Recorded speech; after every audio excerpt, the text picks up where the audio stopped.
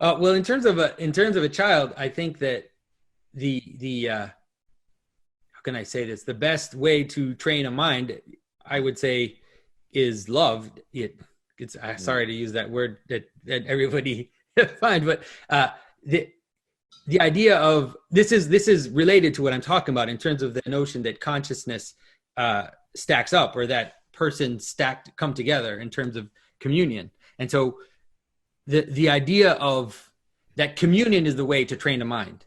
That Mm. being in a relationship with someone, that's the real way to train a mind. That by attending, by paying attention to something, by you know, treating a child as important, and when you do that, then you have two sides which will appear right away. One is a side which is to encourage what encourages the communion, and then the other would be to discourage, a right and a left hand, a right hand to bring closer and a left hand to move away. And that actually is training the mind in how to interact with the world. That is, when we interact with the world, we have those same two tendencies, which is the tendency towards one and the tendency towards many. The perceiving the one and perceiving the many. When you're raising up a child, that's what you're constantly doing in terms of the child. You're constantly showing the child what is straight and what is crooked, you could say.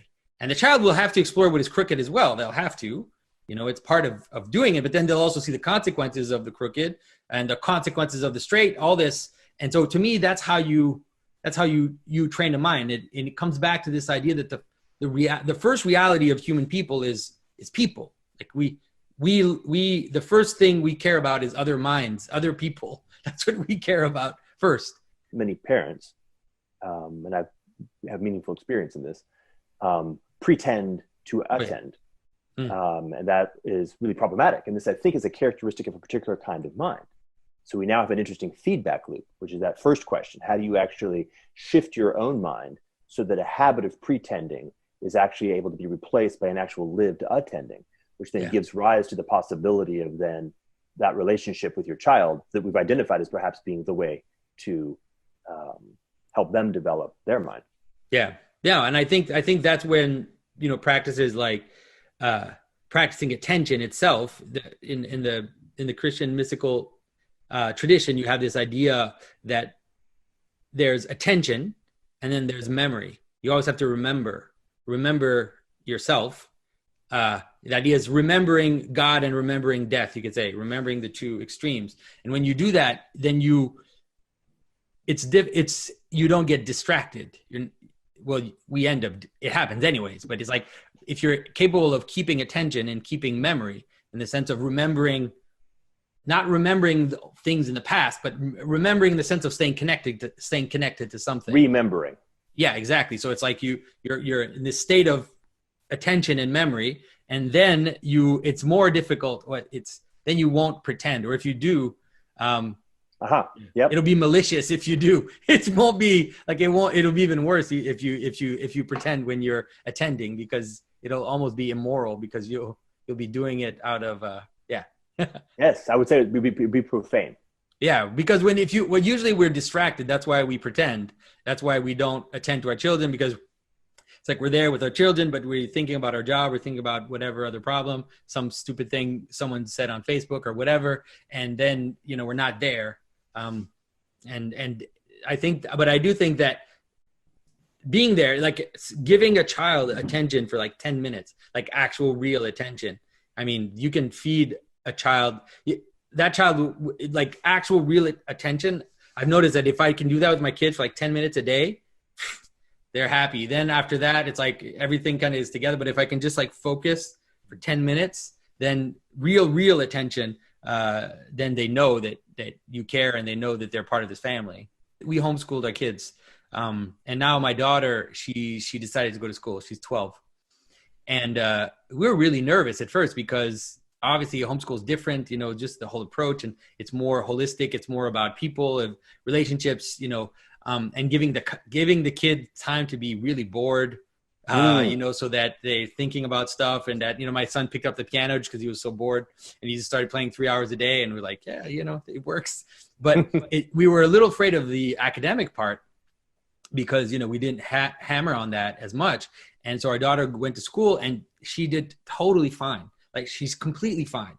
She has good grades. She's doing well. And what I realized is it has something to do with what you were talking about in terms of, I think that what we gave her in homeschool was not so much a bunch of stuff to learn, but rather a way of being and a way of learning that's the implicit part. It's like she knows how to learn. She knows how to be. And so put her in any circumstance, she'll be fine. Like she might not, even if she doesn't know something, she knows how to be quiet and to listen and to catch the right pattern, and then to quickly catch up because she can learn.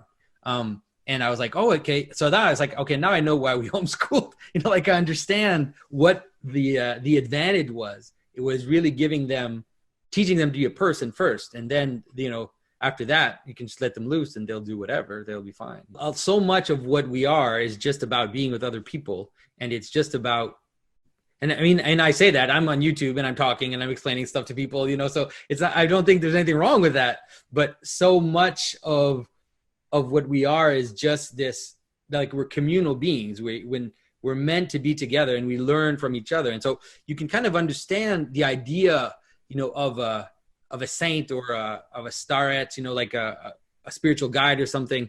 This notion that even just being with someone who has attained a certain moral level or a certain spiritual level, that can transform you. It can change you just by being in contact with somebody, because a lot of it is implicit. It's like it's not just the idea of getting a teaching from somebody, but it is somewhat how, like, imbibing their being. And so then once you kind of get that, you can understand why people want to go to rock concerts, why people want to meet, stars and all this stuff. It's a caricature in a way. I mean, it's not a caricature, it's the actual thing, but it's a bit, maybe a little bit debased version of the desire to be with holy people or to be with someone who is manifesting something in the world. It's like this person is, they're just, I would say that I think that seeing what happened to Jordan Peterson, to me, I saw something of that, where it was like, because sometimes he wasn't even saying much, like, or he keeps repeating the same things, obviously, after you've done 1,000 shows, it's like you're obviously repeating. You have to repeat yourself. You can't just be always saying new things. And then people just want to be there in the room and be in the room where he's saying the same thing that he said, 10 times on his YouTube channel. And so it's like, that's when you realize just so much of knowledge and so much of who we are is just about, that's why I use the word love, because it's about this actual connection with somebody. It's more than just propositional. And noticing, by the way, that, if you're in a particular moment and you're having a conversation with someone, the thing that is happening at the propositional level, while it may or may not be the intention, like right now, like the conversation that we're having explicitly at the propositional level is almost certainly the least important thing that's actually happening.